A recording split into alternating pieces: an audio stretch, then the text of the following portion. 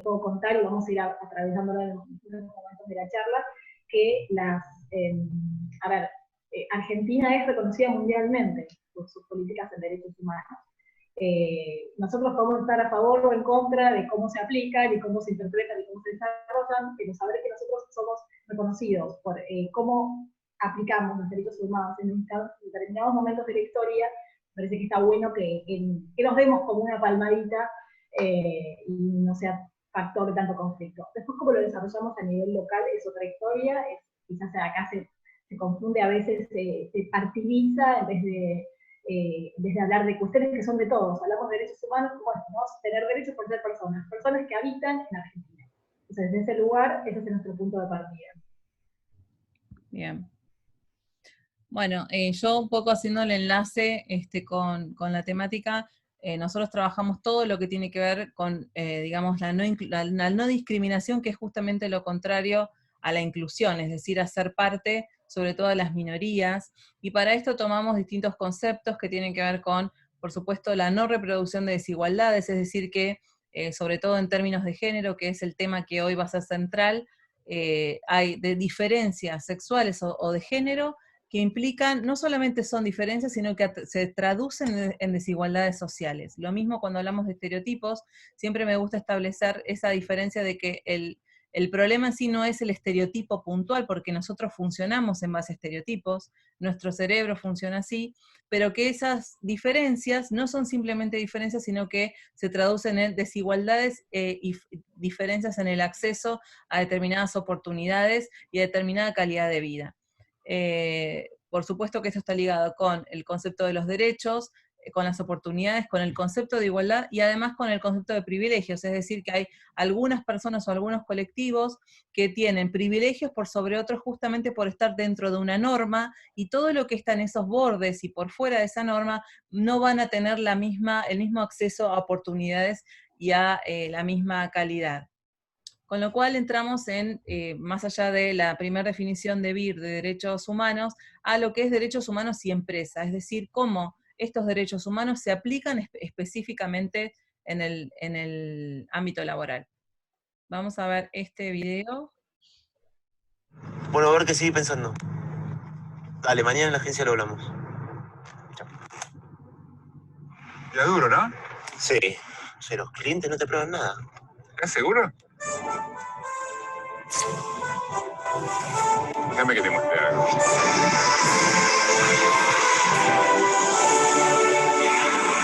Vamos a ver el punto comercial. Estamos en una casa, living, 10 amigos, y uno de una noticia en donde dice que 1 de cada 10 argentinos es gay.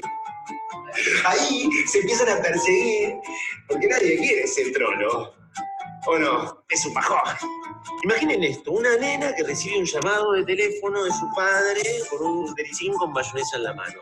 De fondo, la madre en la cocina, solita natural, y el papá que está teniendo una reunión de trabajo porque él es el que trabaja en serio. Entonces, para que el amigo no se vaya a vivir al exterior, le entrega directamente a la hermana que está pasando bombacha por el living. Porque es el hermano, ¿entendés? El hermano le entrega a la hermana, al amigo, es muy bueno. Escuchate, lo más visual, ¿sí? Se pone arrancando por el brazo, pasa por el pecho y termina acá. Le va marcando el camino por donde tiene que ir, ¿sí? Como los perritos, no piensan mucho, ¿viste? Entonces, durante todo el comercial, nos vamos riendo del tipo porque no puede tirar una sola toma bien pronunciando tapa roja. ¿Entendés? Después le decimos hacer retornable. Póker de pechocha. El pibe va, ¿vale? Para ver a las minas. Sí, lo vemos el pibe levantando las minas con la gamba de la bailarina abierta, con la cara ahí. Metiendo. Todo. Ahí sobreimprime el que sabe, sabe. Bueno, este es un video que lo uso un montón y me gusta porque muestra cómo rápidamente hubieron emergentes sociales que resignificaron rápidamente algo que era parte de la cultura popular, y no solo de la cultura popular, sino de esos micro comportamientos incluso en los trabajos que nosotras mismas los hemos tomado como graciosos o como parte de las culturas empresariales, y que hoy ya empiezan a dejar de ser parte de ese folclore como aceptado. Hace poco estuve en una conversación en LinkedIn donde una mujer contaba que alguien le había pedido invitación en LinkedIn y además muy abruptamente le había solicitado que le conteste a través de mensaje privado, y como ella no había respondido, la empezó a insultar o agredir. Y se empezó a armar, como ella hizo captura de esto y lo puso en el muro, muchos la criticaron por exponer la situación, otros le decían que estaba muy bien que ella había expuesto a esta persona como agresiva, y otras personas empezaron a entrar en el debate justamente de si era acoso, si no era acoso, no sexual, pero sí si era una situación de acoso. Y una de las cosas que fue mi único aporte, porque la verdad es que no me suelo enganchar en esos hilos, pero sí me gusta leer porque refleja un poco lo que piensa todavía el ecosistema laboral, es que justamente estas situaciones dejan de ser hoy, y ahora vamos a desarrollar sobre eso, dejan de ser una cuestión de debate o una cuestión de punto de vista o una cuestión de opinión o una cuestión, depende de idealmente, ¿no? De cada sector o de el jefe que te toca. Empiezan a ser tipificadas como, bueno, esta situación sí es acoso, hasta acá trazamos esta línea, a partir de acá no es acoso, a partir de acá entramos en un gris. Es decir, que las empresas hoy son un nuevo actor social donde también se regulan este tipo de comportamientos y prácticas, y además entran en conversación el sector privado específicamente con las políticas públicas, con las organizaciones de la sociedad civil, donde antes era actores que no estaban tan relacionados, hoy empiezan a estar muy relacionados. Esperen que voy a hacer acá, está queriendo entrar Lu. Sí, hay más gente que me está preguntando que les estoy reenviando el link. Sí, el chat lo tengo yo, ¿no? No lo vi el chat. Les estoy respondiendo, así que estamos. Quédate tranquila. Una de las cuestiones que van a transformar, y ya empezaron a transformar esto en términos de derechos humanos, tiene que ver con la OIT el año pasado, la Organización Internacional del Trabajo, en junio, final de junio del 2019, sí, aprueba el convenio 190 sobre violencia y acoso laboral, que se resume en un conjunto de comportamientos y prácticas inaceptables o de amenazas de tales comportamientos y prácticas, ya sea que se manifiesten una sola vez o de manera repetida y que tengan por objeto que causen o sean susceptibles de causar un daño físico, psicológico, sexual o económico, e incluye la violencia y el acoso por razón de género.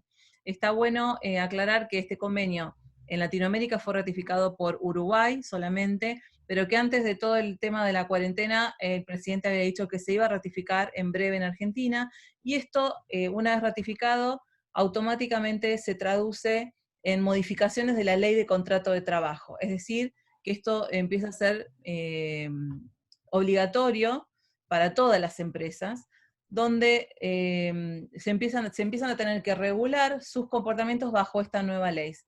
Seguramente eso va a suceder en breve. Nosotras como consultoras ya estamos trabajando con empresas como si eso ya estuviera aprobado, y hay empresas que ya, no solamente empresas, sino estudios de abogados que nos solicitan primero capacitación en género, porque les llegan casos de acoso sexual o laboral y no tienen los elementos, primero que no saben qué es la perspectiva de género. No tienen la formación de decir, bueno, qué es violencia laboral, hasta qué punto es acoso, qué es acoso sexual, y sobre todo, como todo lo que tiene que ver con género, se sostiene en un sistema de creencias, es decir, lo que a mí me parece que es acoso sexual, lo que a mí me parece, lo que yo estudié en la facultad, y todo eso empieza a quedar caduco. Entonces, esto no solamente impacta en las empresas, sino también en la formación legal. Hace poco me llegó un estudio de señores bastante grandes que me decían que habían perdido algunas causas justamente por desconocer, pensar que perspectiva de género es un tema de mujeres o que tiene que ver con hablar de las mujeres, es decir, todo lo que ya sabemos, la mayoría de las que estamos acá, de qué se entiende por perspectiva de género. Además del convenio 190, hay implicancias comerciales como cláusulas. Acá también justamente tengo un ejemplo de un estudio de abogados muy grande de Argentina, donde ellos específicamente no les interesaba trabajar el tema, pero sí sus clientes, grandes clientes, empezaron a tener cláusulas comerciales o pedidos desde casa matriz, donde hay algunas cuestiones que ya no se permiten en la cadena de valor, que es una de las cosas que yo trabajé para el Banco Interamericano de Desarrollo. Es decir, hay nuevos estándares de comportamiento y también de capacitaciones y de protocolos que deben tener con distintos niveles de formalización un proveedor o un cliente inclusive. Voy a admitir, disculpen, estoy en el con la técnica. Entonces, se va trasladando a las cláusulas comerciales, a la cadena de valor, empiezan a haber iniciativas de paridad donde las empresas gratuitamente pueden diagnosticarse y empezar a tener planes de acción para transformar sus políticas y sus acciones y su comunicación con estos nuevos estándares. Y por supuesto, como por último, el Foro Económico de Davos, que le habla específicamente al sector privado, sugirió que dentro del top 5 de tendencias, diversidad e inclusión ya amerita que haya por empresa un puesto, es decir, una persona a cargo de impulsar estas políticas como las nuevas tendencias del futuro del trabajo. ¿Vamos bien hasta acá? A ver si está... Taira está por ahí, me parece que sí, ahí está. Está con la cámara apagada. Después, nos gusta ver las caras. A lo último prendemos de vuelta. Bien. Dale. ¿Querés tomar? Dale, perfecto, sí, tal cual. Con lo que venís diciendo, bueno, en parte también es entender esto, ¿no? Como esto que vemos marco a nivel global, que está siendo modificado, que se está ampliando, que está reformulándose. Este siglo XXI implica un cambio en la manera en la que nos relacionamos. Cuando hablábamos de los derechos humanos, decíamos la conexión de Argentina, estamos hablando de un proceso del siglo pasado. Y este proceso del siglo XXI nos trae una nueva realidad, ¿no? Movimientos como feministas como el Ni Una Menos, como el Me Too, el Time's Up. En otros idiomas se dice de otras maneras, pero básicamente quieren decir lo mismo, que impacta con esto, ¿no? Unidas somos poderosas. Y habla de un rol distinto, como decía así con el convenio de la OIT, ese planteo de que el mundo del trabajo es un mundo que también tiene que cambiar, que estamos acostumbrados a, como mujeres, vamos a hablar de mujeres, pero digo, también la idea es no solamente basarnos en las mujeres, sino también en el resto de personas, y personas que son consideradas como colectivos de grupos desaventajados, como puede llamarse, o con personas que se las suele llamar minorías. Si nos hacemos la conexión del mundo entero, la cantidad de mujeres y hombres que hay en el mundo, claramente no somos minoría, pero sí somos una minoría o un grupo desaventajado respecto a la oportunidad y a los derechos que se están cumpliendo. Entonces, por esto es que estamos hablando hablamos mucho en femenino, de personas directamente, y entender que ese cambio de conducta y ese cambio de vernos a las personas como iguales, ese principio de no discriminación, ese principio de igualdad y de dignidad, son los que hacen que esta nueva realidad impacte en el mundo del trabajo como en el resto de los mundos de la sociedad que todos estamos conviviendo. Si querés pasemos a la que sigue, y acá, bueno, justamente mostrar un poco de cuál es el contexto en el que estamos actualmente desde el ámbito local, como también este impacto, donde vemos que el siglo XXI fue trayendo nuevas novedades. Argentina siempre es bastante progresista en cuestiones de ampliación de derechos. Hay momentos en los que se retrocede, pero sin embargo eso no... hay, por el propio desarrollo y por la propia, yo lo llamo idiosincrasia latina o argentina puntualmente, ese mosaico de cultura que tenemos hace que, bueno, que no se retroceda tanto como a veces se retrocede más en otros países en muy poco tiempo. Avanzamos muy rápido, retrocedemos no tan rápido, por suerte. Características a nivel global y local que impactaron, tenemos justicia, la ley antidiscriminación, que es del año 1988, es en el siglo pasado, es una ley que a pesar de que tiene muchísimos años, sigue estando muy vigente, si bien podría considerarse, podría ampliarse. Fíjate que es una ley que se toma en Argentina de progreso a la democracia, entonces establece justamente este principio de qué significa discriminar y qué significa qué no significa discriminar. A partir de ahí tenemos leyes que fueron surgiendo más actuales, donde tenemos la ley justamente de la educación sexual integral, con su aplicación en algunos espacios y en otros no, la ley también que teníamos de, bueno, justamente la ley de interrupción del embarazo, que tenemos vigente todavía, con las causales y determinaciones, con la diferencia, bueno, de la no concreción de la ley del año 2018, Y después tenemos, bueno, el convenio, como mencionábamos al final, lo importante también del convenio es esa ratificación. Y tiene que, por lo menos para que sea ratificado a nivel mundial, quería agregar eso, Sina, a lo que estabas comentando vos, es que, bueno, justamente la importancia de que tiene que haber 2 países en el mundo entero que la ratifiquen para que no caiga ese convenio. Este convenio hoy está, como decía así, podría estar por un único país, nos agarró la pandemia y eso frenó la ratificación, pero bueno, es interesante que eso ocurra. No sé, los tiempos en el mundo legales, a nivel legal, no se interrumpieron como acá de la misma manera. Brasil, por ir más lejos, no interrumpió sus formas legales, con lo cual acá están haciendo menciones, tal cual, ley Micaela, gracias Carolina también. Exacto, la ley Micaela es de hace ya, estoy hablando, estamos en 2020, estamos hablando de 3 años ya la ley Micaela, con lo cual también es otra ley que implica que se está aplicando a nivel, en el ámbito público y en el ámbito privado, como decía así también, cada empresa lo va tomando, a nivel de capacitaciones, y bueno, y desde ese lado también entender como 2 puntos importantes y los más novedosos fueron entender el trabajo de desarrollar perspectiva de género en las leyes argentinas, y ahí vienen todas las leyes que está mencionando Elisa, está mencionando Carolina, la ley Micaela, la ley de género, o sea, todas las leyes que se fueron sancionando a partir del 2012 en adelante empiezan a trabajar son leyes que realmente se aplican con perspectiva de género. Y eso después, eso parte de este punto de inequidad estructural entre hombres y mujeres en todos los ámbitos y en todas las industrias. Entonces, la idea era, bueno, en este lugar y ver cómo se va reformando también las leyes en nuestro país, y el punto es, bueno, cómo eso lo vamos llevando al ámbito del trabajo, de cómo conectamos todas estas que son cuestiones de derechos humanos, de igualdad, de dignidad y de no discriminación, a las personas que trabajan en empresas, en distintas posiciones, y bueno, cada uno con un rol definido. Sí, no, mientras hablabas, quería traer como situaciones más coloquiales o más del día a día. En primer lugar, contextualizar que cuando se dio esta votación en la OIT, Argentina fue uno de los pocos países donde el grupo que fue a representarnos no votó a favor de esta modificación. O sea que Argentina, cuando estuvo ahí en la OIT, no estuvo de acuerdo con el convenio 190. Sobre todo gran parte de empresarios y sindicalistas, en contra de este convenio que como que pareciera, según algunos comentarios, como que arrincona a los hombres, ¿no? Porque tipifica todas estas situaciones y nada queda por fuera. Eso por un lado, y por otro lado que cuando hablamos de violencia laboral, y por supuesto sexual, vamos a ir entrando más después, cuando hablamos de violencia laboral, surgen un montón de comentarios y situaciones que yo he vivido como consultora y también como trabajadora.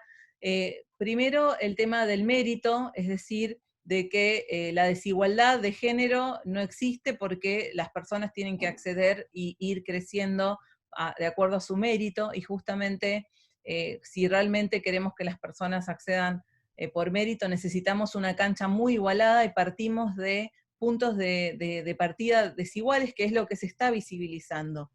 Cuesta visibilizarlo, pero es verdad que cuando empezás a entrar en estos temas no podés ir para atrás, es decir, siempre los vas a empezar a ver. Yo misma tampoco he dicho como que no existe la discriminación hacia las mujeres, en algún momento de mi historia laboral que nunca me sentí discriminada, o sea, lo que muchas hemos caído. Eso por un lado, y por otro lado, con tema de acoso sexual, en muchas empresas, incluso trabajando con mujeres, líderes en lugares de decisión, uno de las creencias más arraigadas que tiene que ver relación con el punitivismo francés, y vamos al Michu, eso después lo relacionamos, es, bueno, vos no manejaste bien la situación, ¿no? O sea, si vos te viste en esta situación es porque vos tampoco manejaste bien una situación que profesionalmente la podrías haber manejado bien, y como que vos misma, o sea, además estás en falta porque no pudiste lidiar con una situación delicada. Total, se plantea como ese doble exigencia o triple, ¿no? En el mismo estadio de responsabilidad, el género cambia y hace que tengas que demostrar más, que trabajar de otra manera, que tenías que, incluso cuando se habla de esto que estás comentando, Sin, de la forma de las mujeres símbolo, ¿no? De tenías que haber sido de otra manera. O sea, entonces se valora en una mujer un carácter que sea firme, pero a la vez que tiene que ser también femenina. Entonces es como que se juega, o sea, es como quien tiene el poder hoy, y acá justamente ya estamos hablando de un hombre que tuvo mucho poder, como quien tiene el poder, si hablamos de géneros, es el hombre determina las reglas del juego. Entonces nosotros tenemos que ir acomodándonos y siempre salimos perdiendo, porque todavía estamos en un lugar de desigualdad. Entonces, pero fuiste firme, pero esperamos que fueras más suave o que fueras más femenina. Digo, son formas en las que terminan, siempre quedamos mal paradas. Siempre hay algo que deberíamos haber hecho de otra manera, y ese punto de partida es el que implicó esos cambios que vamos viendo en otra que es común es que una mujer con carácter, o sea, si vos tenés carácter, no te pasan determinadas cuestiones. Es decir, bueno, pero si ella con el carácter que tiene, la posición que tiene, bueno, no puede ser que le pase, o sea, como que le pasa a determinado tipo de mujeres.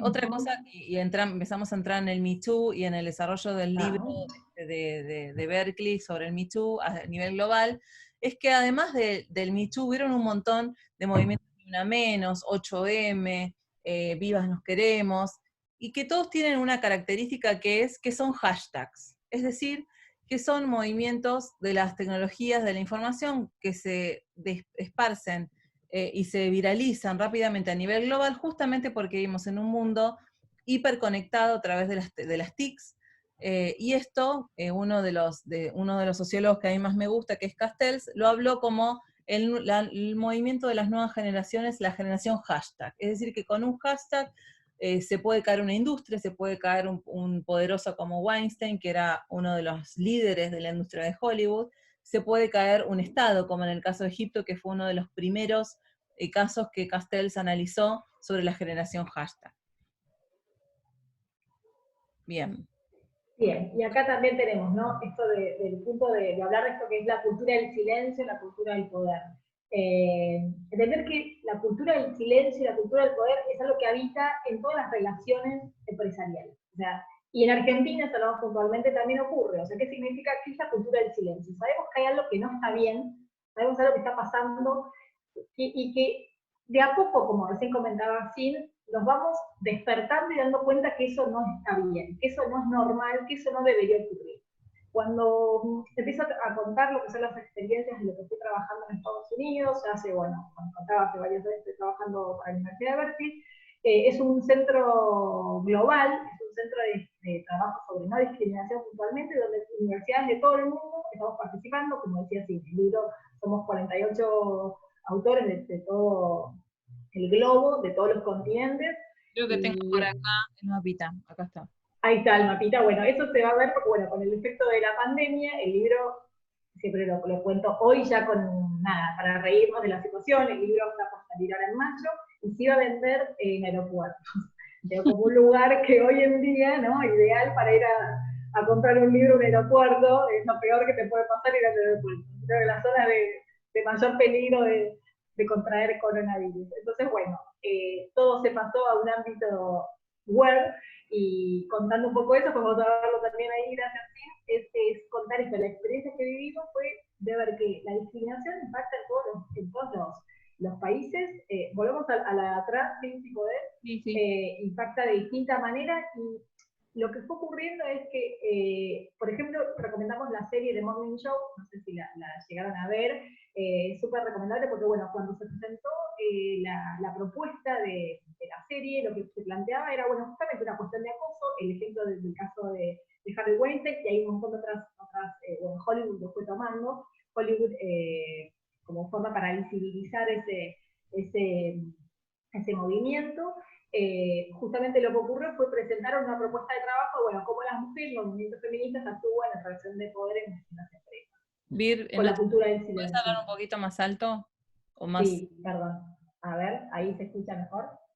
Sí. Lo que decía era que justamente lo que se plantea con la serie es visibilizar la cultura del silencio y la cultura del poder. Cultura del silencio es diciendo qué normalizamos y qué no, y cultura del poder, cómo interviene el poder en ese momento de hacer cosas que estamos naturalizando y que afectan a alguna de las personas que intervienen en el grupo de la empresa. surge la propuesta de la serie y ocurre el Me Too. El Me Too ocurre en 2017.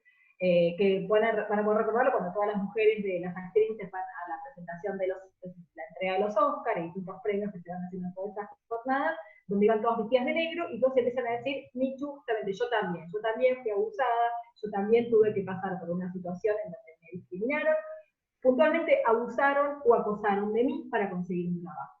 Entonces, lo que ocurre justamente en ese punto es que surge, estalla el Me Too en Estados Unidos, y la serie tiene que cambiarla toda, porque de alguna manera tenían, ahora sí, ¿no? En vivo y en directo, viendo cómo un súper archifamoso y reconocido y poderoso de la industria de Hollywood, una de las industrias que más se visibiliza en todo el planeta, estaba empezando a ser acusado.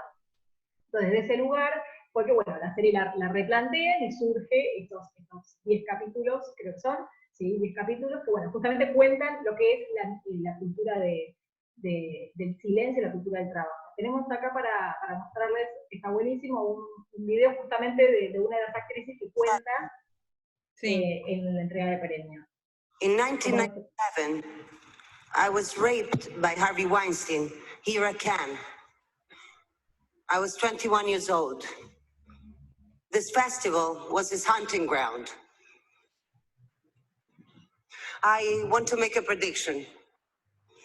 Harvey Weinstein will never be welcomed here ever again. He will live in disgrace, shunned by a film community that once embraced him and covered up for his crimes. And even tonight, sitting among you, there are those who still have to be held accountable for their conduct against women, for a behavior that does not belong in this industry, does not belong in any industry or workplace. You know who you are, but most importantly, we know who you are. And we're not going to allow you to get away with it any longer.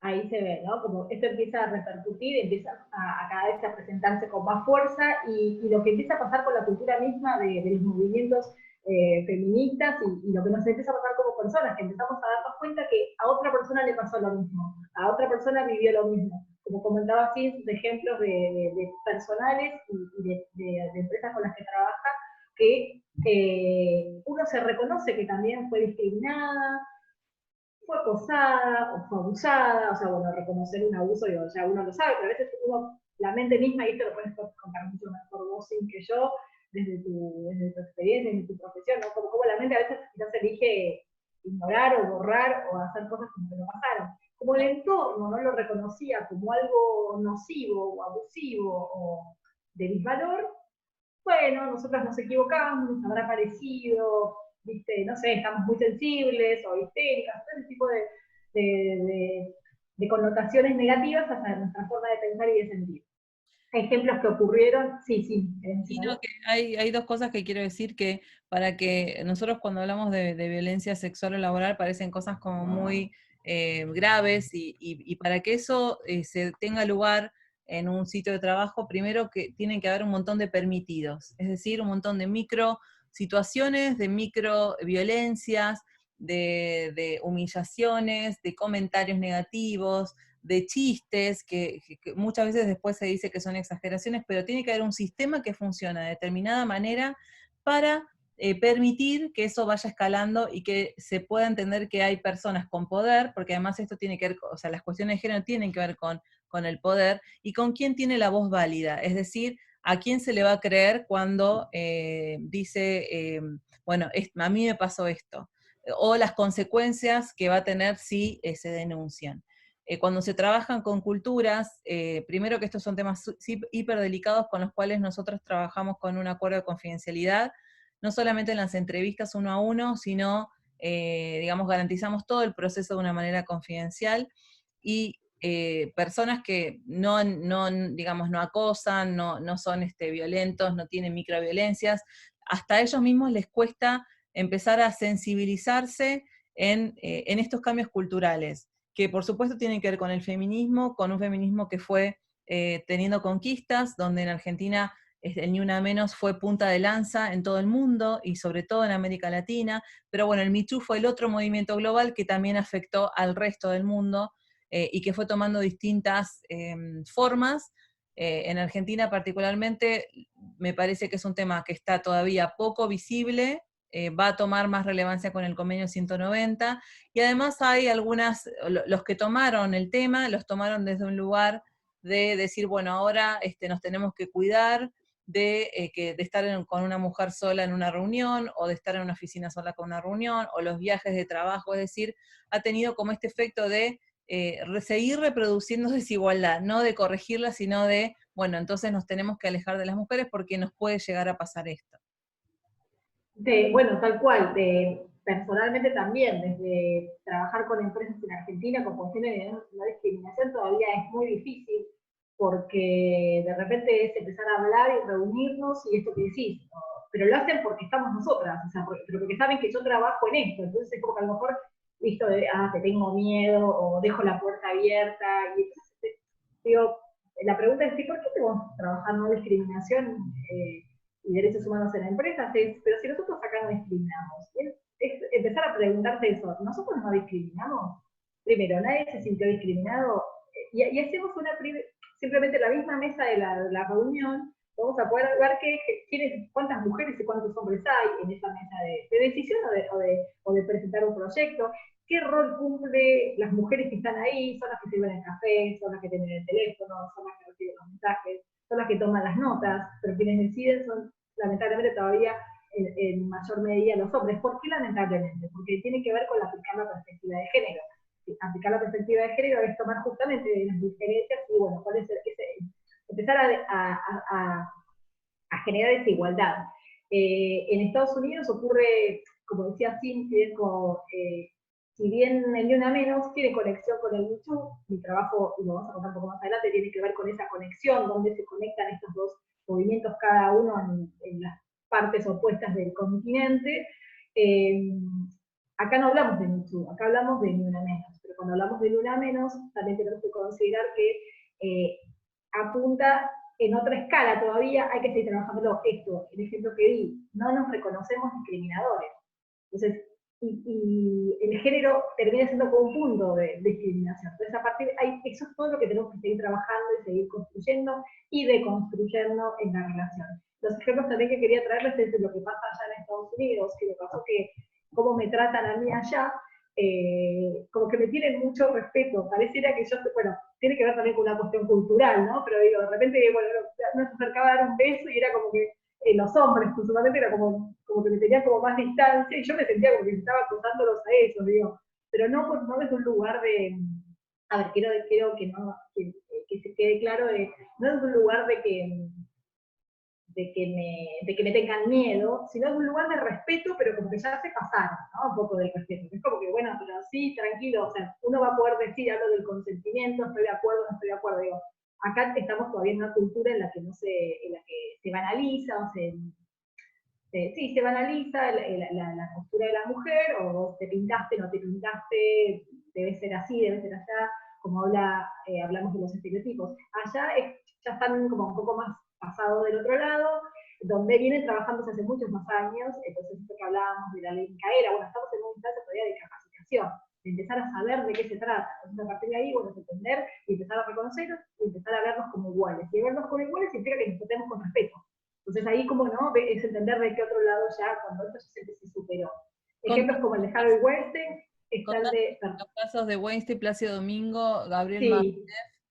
Exacto, Plácido Domingo, bueno, elegí casos que todos conociéramos, ahí también está el link a la nota, que la habíamos pasado el día también, pero si quieren también pueden ver un poco más de esto que hablamos, que salió hace poco en el diario Perfil. Plácido Domingo, bueno, ocurrió lo mismo, ¿no? Algunas personas que trabajaban con él, mujeres, salieron a reconocer, a denunciarlo, que habían sido abusadas en sus viajes con él, justamente abusando del poder que tenía, ¿no? Entonces, abuso del poder, con el filósofo francés Gabriel Matzneff. Gabriel Matzneff, no sé si lo conocen, pero es un escritor hiper archi reconocido mundialmente, Y él tiene 83 años, y lo que pasó, bueno, la cultura del silencio fue, pero él escribió libros donde contaba relaciones con niñas y niños menores de edad, justamente, ¿no? Entonces, a partir de ahí, esto estaba avalado, esa es la cultura del silencio, esa es la cultura del poder. Esta persona es tan reconocida, es Gabriel Marcet, lo que dice debe ser, y es así, es ley. Entonces, ¿cómo naturalizábamos situaciones que se escribieron libros, se animó a escribirlo, se animó a contarlo, y la gente lo premió por esto? Hace un siglo atrás, no, hace 30 años, y hasta hace 2 años, él seguía teniendo su lugar de prestigio y reconocimiento internacional. Gracias a los movimientos feministas empezaron a denunciarse, las mujeres empezaron a reconocer que eso no estaba bien, y los hombres también, porque no solamente se ha abusado de hombres, sino también de mujeres. Entonces, bueno, perdón, no de mujeres, sino también de hombres. Entonces, bueno, desde ese lugar también me parece que es interesante recordar esos ejemplos. Acá hacer ¿cómo se llama? Un PNT de lo que es el libro, que bueno, hoy si bien no se va a poder conseguir a través de, sí, en realidad sí va a poder conseguir de manera física, no en el aeropuerto, no vayan a los aeropuertos, por favor, en este momento, recomendación, sí lo pueden conseguir a través de distintas plataformas que ahora vamos a presentar, pero lo que cuenta el libro y la experiencia fue eso, recopilar todas las historias de los 48 autores que somos, hombres y mujeres, mayormente mujeres, vivimos en situaciones, y contamos qué es lo que ocurrió en cada uno de nuestros países. Y entender esto, ¿no? Como el impacto de la globalización hizo, como hoy la globalización es una tragedia por la pandemia, la globalización también tenemos que ver los beneficios que tiene, que justamente es eso, ¿no? Como a partir de, gracias a la globalización, pudimos darnos cuenta que pasaba lo mismo en un montón de lugares, y pudimos juntarnos y hacer fuerza para que estas realidades empiecen a cambiar. Me estaba acordando recién de que cuando surgió todo el tema del Me Too, también empezó el debate sobre el consentimiento y el no consentimiento. Exactamente. Ahora que no estaba tan, en las redes sociales, no era una palabra, ahora todo el tiempo se habla de responsabilidad afectiva, de consentimiento, y sobre todo que para que haya una cultura del silencio y del poder, justamente es porque hemos sido socializadas un poco en la cultura de que no tenemos muy claro el tema del consentimiento, inclusive en las relaciones íntimas, más allá de lo laboral. Y una ala que surgió de lo que se llama punitivismo francés, me acuerdo Catherine Deneuve, la actriz, diciendo que, bueno, que parte de la seducción femenina es el no, es decir, como el decir como que no, pero sí. Y que eso era parte de la seducción, y que no se podía trazar una línea concreta donde decir, bueno, esto es acoso, y esto es parte del juego de la seducción. Bueno, ¿esto se toma en el libro? Sí, de hecho hay 2 autoras de Francia, mira, está bueno que pudiste ponerlo ahí, en Francia hay 2 autoras que están participando, bueno, en Europa hay un montón, pero bueno, Francia puntualmente lo cuenta, ahí también podemos hacer como una conexión hasta de lo que se ve a nivel etnias, por decir una manera, ¿no? U origen del lenguaje. Los latinos, todo desde Europa y bueno, como claramente en América del Sur, tenemos una conexión distinta a esto de permitirnos como debatir todo mucho más. No sé si permitirnos, pero lo discutimos todo más. Es innegable en Argentina, pero nos pasa en todo el mundo. Y bueno, justamente se pudo ver, se va a poder ver justamente cómo es la mirada de 2 personas que trabajan y que habitan en el mismo país, que bueno, estudian, trabajan en distintas universidades, pero que bueno, cómo también se vislumbra, cuál es la diferencia. En Estados Unidos también ocurre lo mismo, entonces ahí donde vemos que también indica hasta dónde se debate o no esa discusión de cómo es el feminismo para cada uno. En Estados Unidos el movimiento Me Too se dividió en Ni Una Menos y en Time's Up. En Time's Up se tomó otra agenda, en Ni Una Menos se dice que estamos todo conglomerado y no se termina como de ver qué toma y qué no, y por eso lo dividieron en Estados Unidos en esos 2 movimientos. Incluso en el movimiento feminista de Ni Una Menos, de Me Too, lo que ocurre es lo mismo que también vemos que acá se desarrolla, pero en una menor escala, en el sentido de decir, hay mujeres que, con esto que hablabas del consentimiento, ¿sí? Hay mujeres del movimiento feminista Me Too que están a favor de que a la mujer se le sigan creando leyes y marcos de protección. Y hay otro grupo de mujeres, también feministas y también del mismo movimiento, que lo que plantean es, tratémonos como iguales, no nos protejan más. Y acá también es un planteo que hacemos. También existe ese planteo en el feminismo. Sí, exacto, tal cual. El punto es que hoy tenemos como un único se nos tiene un único nombre, por decirlo de una manera, y no se termina de aceptar esas diferencias de grupos de pensamiento. Y me parece que es interesante y es propio, porque al ser movimientos, todas somos personas distintas, todos opinamos distinto, y después vamos viendo dónde acordamos y dónde no. Eso no nos hace más o menos feministas, sino entender que reclamamos de distintas formas iguales derechos. Entonces, tal cual, eso me pareció también como interesante contar qué pasa en todos lados. No es que acá no sé, se asocia a lo mejor el feminismo con el colectivo de actrices, y no es la única agrupación del movimiento feminista en Argentina. Eso también es interesante, porque cuando hablamos del mundo del trabajo, las mujeres, yo tengo que denominarme, estoy más del lado de que dejen de protegernos y que nos permitan ser más iguales, ¿no? O sea, ¿qué significa esto? Yo no quiero más leyes que me protejan, que me den más licencias y que me den más. Yo quiero poder ser competitiva en el ámbito laboral.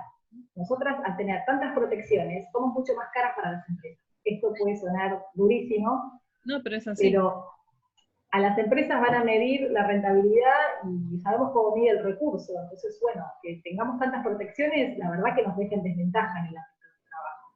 Viri, te hago una pregunta. En el capítulo de Argentina específicamente, espera que voy a poner cámara, el capítulo de Argentina específicamente, ¿qué capitula? Porque ni una menos acá no tiene tanta fuerza lo que es violencia sexual o violencia laboral.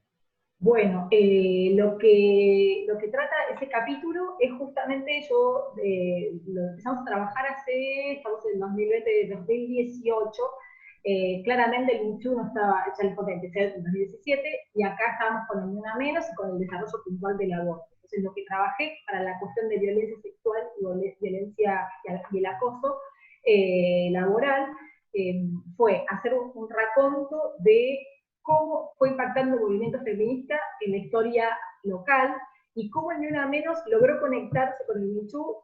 Fue cosa de destino, porque me pasó que cuando estábamos trabajando en el libro, bueno, distintas instancias que tuvo el proceso de ir preparándolo, el libro, mi capítulo ya es un capítulo que es de todos, porque digo, ¿no? Por todos los procesos de edición y tuvimos como distintas reuniones en distintos países donde fuimos como que yo leía otros capítulos, otras personas leían los mismos, y como nos preguntamos por qué, y por qué hablas de esto, por qué no hablas de lo otro. Un par de ejemplos me pasaron que fue, o sea, me preguntaba por qué hablas tanto de aborto, ¿no? De la ley de interrupción voluntaria del embarazo.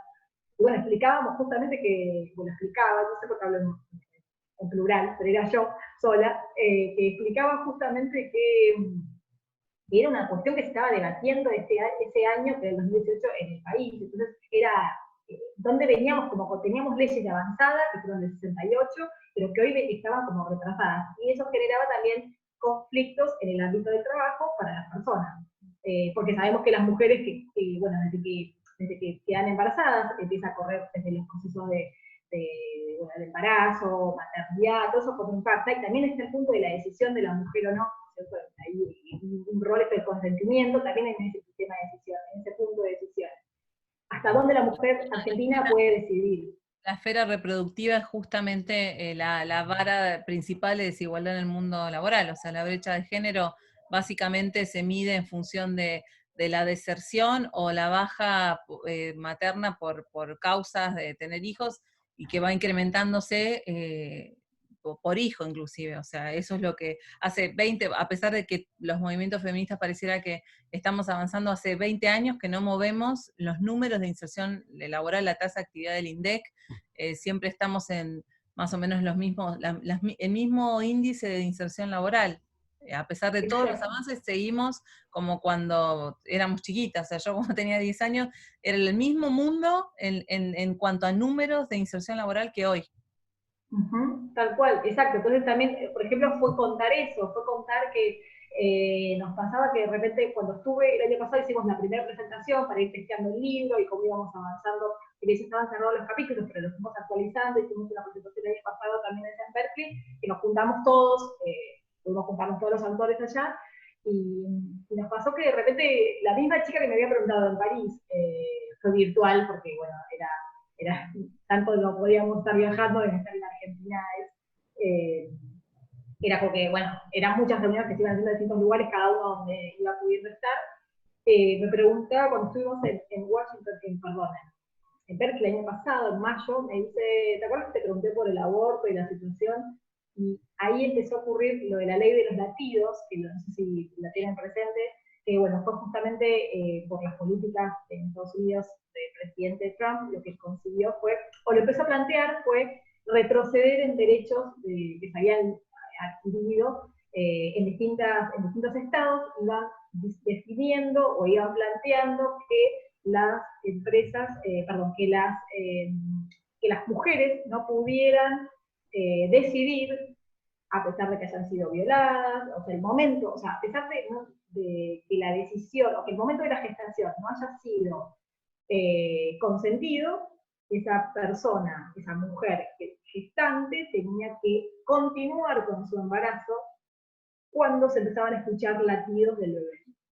Sí, sí. Esto fue tremendo, y esta persona, por ejemplo, esta profesora que me pregunta, dice, no lo vimos venir. Había pasado 3 meses, estoy hablando del mes de mayo, o sea, en febrero, que se empezó a discutir. No fue ley, pero sí se empezó a discutir el planteo. Lo que fue muy importante y muy interesante, y ahí es donde viene esto que estamos hablando, cómo impacta el YouTube, es que empresas que estaban trabajando con esto que vos comentabas, en el rol social de las empresas empezaron a decir, a ver, nosotros estamos comprometidos y queremos comprometernos con que las personas, sin importar el género, tengan igualdad de oportunidades. Entonces, si empezamos a hablar de una ley que va a empezar a no considerar el consentimiento de las personas en el momento de la reproducción, no estamos a favor. Nos vamos de este estado y vamos a ir a empresas, digo, como Netflix, como Google, o sea, empresas que marcan, ¿no? O sea, que hacen a la economía de un estado, empezaron a decirle al poder político, nosotros no estamos a favor de esto y nos vamos a otro lugar. Entonces, bueno, eso me parece también, es justamente una clara tendencia de ver qué importante es entender sobre los derechos humanos, entender sobre las empresas, y entender que tenemos un poder cada uno, si nos unimos, para cambiar la realidad que nos termina perjudicando a todos. Para hablar justamente de esto, bueno, otro ejemplo más venía ¿no? Cuando hicimos unas encuestas que estuvimos trabajando para el desarrollo mismo del libro, fue preguntar, esto fue en Argentina, ¿no? ¿Cuál crees que se debe al futuro de estos movimientos? ¿Los ves útiles para la sociedad? Bueno, fue justamente preguntar sobre el mucho y el nada menos. Y lo que se decía en un porcentaje que fue altísimo, el 80%, casi 79.5%, decía, van a seguir creciendo y con más fuerza. El más chico, el 8.4, marcó van a desaparecer, y un 10%, un 12% no sabe lo contexto. O sea que el 80% considere que estos movimientos van a seguir creciendo, a pesar de estar en contra del ni una menos por el nombre, por la denominación, por el hashtag, por quienes están visibilizándolo como actores o no. Esto es una realidad que, nos guste o no, sigue ocurriendo y va a seguir cambiando, a pesar de, como decía también Sin, no lo estamos viendo en la realidad concreta todavía, pero eso es lo que nos está pasando. Los protocolos existen, y ahora vamos a hablar de lo que es la cultura del riesgo y entender cómo también se está haciendo en varios lados. Bueno, acá habíamos puesto bueno, 2 referencias de películas. Una es la serie de Morning Show, que está disponible creo que en Apple TV nada más, así que no está muy accesible. Pero después una película que está buena, que sí es película, no es serie, es esta, Bombshell, que es con Nicole Kidman, Charlize Theron y esta chica, y no me acuerdo ahora. Bueno, Nicole Kidman, la otra es Margot Robbie. Margot Robbie. Bueno, se llama... Cerón, no sé cómo. Cerón, ¿no está también? Sí, nunca sé el nombre. Charlize Theron, que está súper luqueada, distinta. Hablan de, ellas denuncian como era el número 1 de Fox, y fue un escándalo que también fue posterior o casi paralelo con Harvey Weinstein, pero digamos fue el efecto cascada de cuando se empieza a cuestionar esto, y sobre todo algo principal antes de pasar a las preguntas, que tiene que ver con la unión entre las mujeres, con las alianzas, y esto no es una unión ingenua, no es una unión de seamos todas amigas, sino una unión pensada, asociatividad. Me gusta hablar de asociatividad más que de sororidad, porque muchas veces la sororidad se interpreta mal, pero sí de asociarnos con un fin común y con estrategias. Entonces acá uno de los conceptos que yo trabajo mucho en Bridge y que se está viendo más en Estados Unidos tiene que ver con cultura de riesgo, es decir, que una cultura de riesgo, y de hecho en el Banco Interamericano también lo trabajamos así, voy a evaluar qué nivel de riesgo tiene tu cultura en base a determinados indicadores. Y en base a esos indicadores, bueno, nosotros tenemos instrumentos que miden determinadas dimensiones, y en base a eso me va a dar la tasa de riesgo de la cultura de tu empresa. Y esto no solamente es una cuestión de evaluarlo uno como consultora o una empresa que te pide que la evalúe, sino que los stakeholders, es decir, los inversores, la cadena de valor, los potenciales clientes en Estados Unidos al menos empiezan a evaluar el potencial de riesgo de una empresa. Con lo cual, se habla de cultura de riesgo, sobre todo, uno de los niveles más altos de riesgo tiene que ver con la violencia laboral y ni que hablar con la violencia sexual. ¿Por qué me parece importante esto, más allá de que tiene que ver con mi trabajo diario? Porque son diferentes niveles de desarrollo. Primero una narrativa anglosajona de hablar de cultura de riesgo, acá se asocia al feminismo, y allá ya estamos hablando de stakeholders, es decir, estamos hablando de inversiones, y estamos hablando de si tu empresa yo voy a invertir o no, o sea, de negocios. Entonces, cómo algo que surge en el contexto social va a tener efectos a nivel empresarial. Ahora lo que me gustaría es empezar con las preguntas. Siempre... Sí, ¿puedo hacer un comentario sobre esto que decías de la cultura del riesgo? Sí, obvio. Que quería también agregar que, bueno, justamente en Estados Unidos ya existe, esto que estamos trabajando con Bridge, en Estados Unidos ya existe la póliza Me Too. Sí. Entonces, ¿qué significa esto? O sea, ya vos como empresa contratás la póliza como contratás seguro de incendio, seguro contra robo, no sé, de las computadoras. Está también esto, ¿no? Entonces, el seguro, y vos la empresa se evalúa el riesgo y se asegura o no, para evitar todo esto que viene después. O sea, estamos hablando de situaciones que ocurren, las preguntas ya que vamos viendo que nos están haciendo, ¿cómo lo solucionamos? ¿Qué se propone plantear? O sea, esto es una realidad, esto es algo que las empresas están tomando un rol, y quienes no lo están tomando un riesgo. Entonces, a partir de ahí es entender que ese riesgo es latente y hay que asegurarse para que se empiece a contrarrestar. Bien, buenísimo. Vamos a empezar con las preguntas. Había una que ya habían hecho antes. A ver. Trabajo en el Estado de la ley Micaela, se aplica casi nada, no le dan prioridad y subestiman la perspectiva de género, es verdad. Un tipo es un caballero, una mina pide respeto, es una amarga, no se banca un chiste. Sí, esto también es parte de la cultura popular.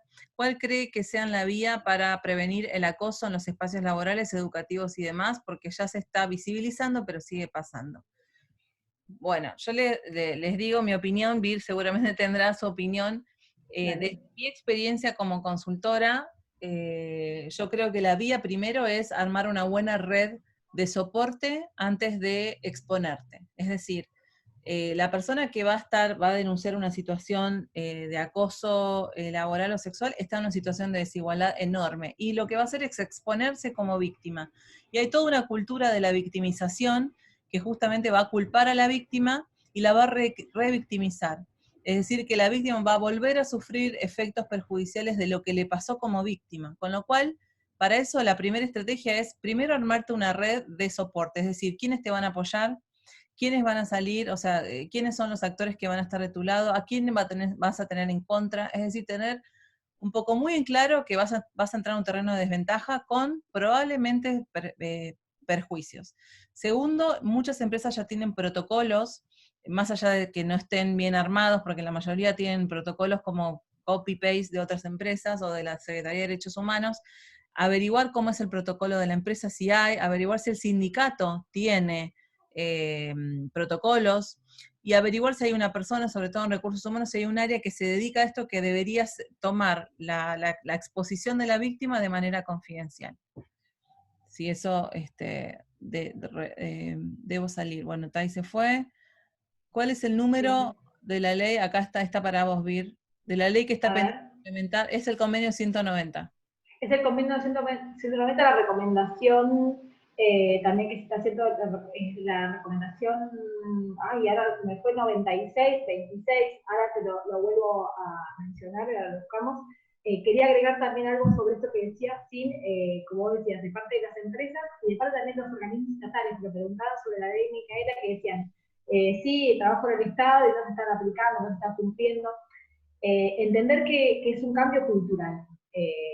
No me estoy poniendo en lugar, en el rol de defender el sector público, sino como un sector tan grande y tan amplio que es como una empresa, entender que hay distintas instancias donde se va desarrollando y trabajando para resolver esta problemática social.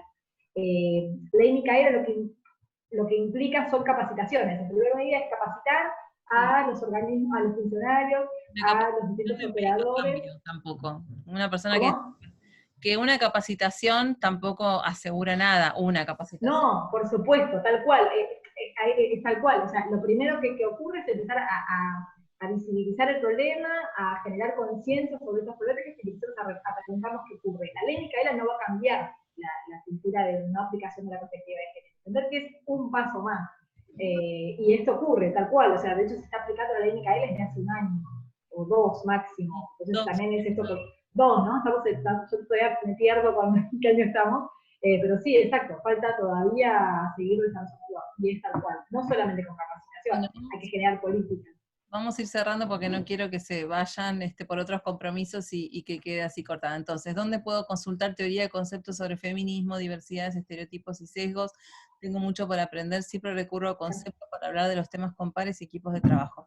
Bueno, a mí me encanta Virginia Guzmán, de CEPAL, me encanta, o sea, me gusta mucho cómo escribe ella, hay un montón de artículos en internet, por supuesto seguir a referentes, hay mucho material en YouTube y en internet, pero autoras, me gusta ella, me gusta también Elizabeth Yelin, que habla de todo lo que es cuidados, libros para iniciar, me gusta Economía Feminista de Mercedes D'Alessandro, que actualmente está trabajando en el Ministerio de Economía, me parece un buen puntapié, un buen resumen de muchos conceptos, también la teoría King Kong de Virginia Despentes, son como buenos, bueno, claro, sí. ¿qué variables se evalúan en el diagnóstico de cultura de riesgo a partir de qué metodologías? Mira, Clara, esto, yo, mi experiencia y mi desarrollo fueron en género, ahora estoy trabajando diversidad en sentido amplio, o sea, todas las diversidades, y en género se toman un montón de variables como, por ejemplo,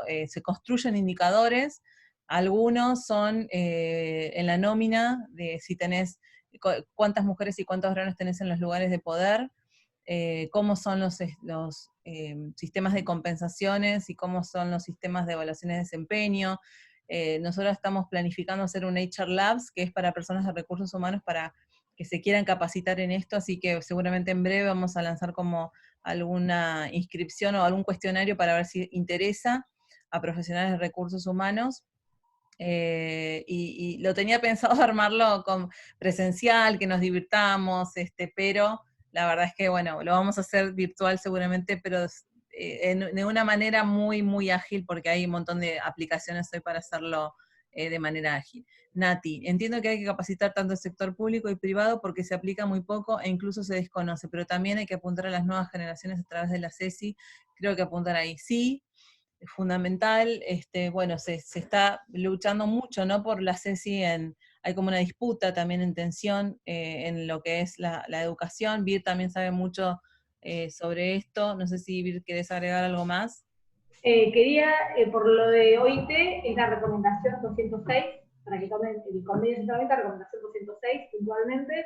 Sí, sobre ESI, totalmente. Es un ejemplo claro de leyes espectaculares que tenemos, pero lo que falta es esto de cambiar la idiosincrasia y cambiar la cultura machista del poder, ¿no es cierto? O sea, ¿dónde está desarrollado? Grupos que terminan involucrándose con esto que se ven como es propio, estamos hablando de cultura de poder. Entonces, quién tiene el poder y quién detenta el poder es que va a determinar y está a favor o en contra de que cambie el contexto social. ESI es un ejemplo, lo decía, por el hecho que es una ley que tiene ya 15 años, 16, 17 ya, 2006, se tomó, es una ley nacional y no se está aplicando. No se aplica por falta de controles, no se aplica por conflictos de intereses de estas partes que hablamos, ¿no? la cultura que me está perjudicándose, estamos hablando de algo que ahí toma derechos humanos, parte de la Convención de los Derechos Humanos, y ESI parte de la Convención de Derechos del Niño. Entonces, hay algo que ahí son derechos que no estamos aplicando y seguimos viendo a personas no en el mismo lugar. Los niños están acá abajo, las mujeres están acá y los hombres están acá. Y también si hablamos, después hablamos de etnia, un montón, o sea, como las subclasificaciones, está buenísimo este dibujo que estamos hablando acá, ¿no? Diversidad, es justamente eso. Cada una de estas personas, según como esté, desde vestida hasta donde esté trabajando y desarrollándose, va a ser reconocida o no por distintos derechos. Y esto es lo que nosotros tenemos que seguir trabajando para cambiar, y es lo que implica la cultura de los derechos humanos. Yo quiero solamente hacer un comentario de cierre, porque siempre nos extendemos en el tiempo y después se van yendo y no hacemos un buen cierre. Que las culturas de riesgo muchas veces se respiran. Uno que está, como yo todo el tiempo me la paso yendo de empresa en empresa, es impresionante cómo se respira las diferencias culturales y cómo se respira cuando entras a empresas que son, o sea, que todos los que toman decisiones son varones, las actitudes de las mujeres, o sea, más allá de la violencia explícita, del acoso laboral, esto es algo que justamente es un sistema, no nos olvidemos nunca que esto es un sistema de cómo funciona, donde la violencia laboral o sexual es la expresión máxima, pero para que esto tenga lugar hay todo un sistema de silencio, de poder, de reproducción de estereotipos que facilita que haya personas con determinados perfiles en esa empresa. Por suerte, pareciera que toda la legislación va de la mano de empezar a tipificar y no permitir estas situaciones también por cuestiones de negocios. Les agradecemos un montón. Vi, no sé si querés hacer algún comentario más. Desde este último que sí, creo que justamente contar lo que está pasando con el efecto de la otra pandemia, que son los femicidios, ¿no? Vos decías, un chiste, una manito de más, un comentario, puede terminar en un femicidio. Y puede terminar, sino también en un suicidio. O sea, entender cómo afecta la discriminación a las personas importa totalmente. Pensé que es el punto de partida, entender que no vernos como iguales y tratarnos de manera desigual hace que puede terminar en la muerte de alguien. Entonces, el acoso, el abuso sexual, son todas una gran cadena de situaciones que, bueno, que pueden terminar con la muerte de alguien. Me parece que eso es lo que nosotros tenemos que trabajar como actores sociales desde lo individual y desde lo colectivo y en las empresas en lo corporativo.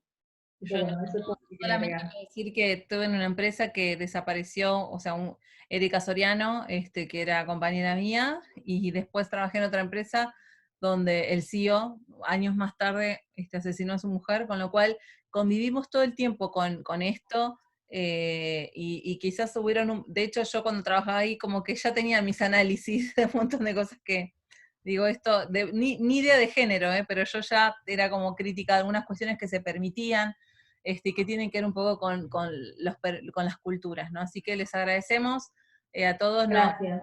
Esta es una introducción, o sea, muy esquemática del tema. En breve va a estar, seguramente después en las redes vamos a subir sobre el libro que Virginia participó como colaboradora, y la idea es poder profundizar en investigaciones locales, porque falta mucha data en Argentina, así que también estamos abiertas a armar este ecosistema. Si a alguien le interesa, estamos armando como equipos para generar investigación, datos desde Bridge the Gap. Así que bueno, muchas gracias. Y bueno, sigamos encerrados, pero bueno, con un poquito más de conocimiento. Gracias, Vir. Sí, muchas gracias. Gracias. Gracias a ti, gracias a todos. Espero que les haya gustado, les haya pasado bien. Buenas noches. Bueno. Pueden, cualquier duda, hola@bridgethegap.com.ar, lo mismo por el HR Labs, nos pueden escribir. Gracias. Gracias.